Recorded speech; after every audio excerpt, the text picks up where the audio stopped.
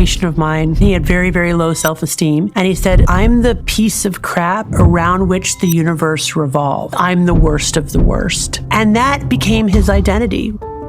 Let me answer this by talking a little bit about the role of language and narrative, because I think this is very fascinating.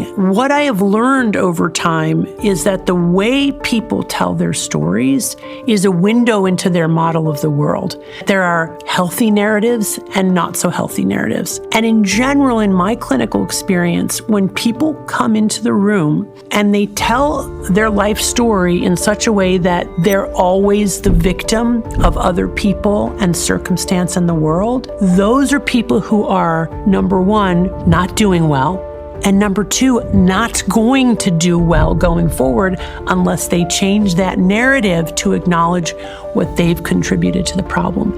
And the reason for that is because the way that we narrate our lives is not just a way to understand our past, it actually is our roadmap for the future.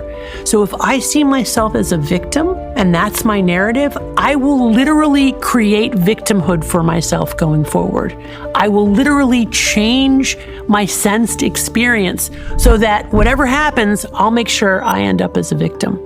When people with severe addiction get into recovery, one of the most palpable changes is the way that they narrate their lives. They go from, in addiction, talking about their lives as if it's always everybody else's fault, to in recovery, talking about their lives in a way that says, oh, you know what? I could have done better here. Or you know what? That's something that I keep doing that really messes with my life that I want to change, and I'm going to figure out how to change that. A patient of mine, he had very, very low self-esteem, and he said, essentially, Dr. Lembke, I'm the piece of crap around which the universe revolves.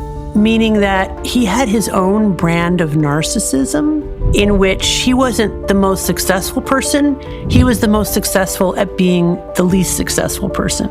And that became his identity, right? That was sort of how he saw himself, also how he saw the world, and it became very entrenched. And it was a kind of a narcissism because he created then situations in order to perpetuate, like, I'm the worst of the worst. So I think the ways in which we get these sort of entrenched ideas about ourselves and the world can really hold us back from seeing clearly who we are, who other people are, and what the possibilities are.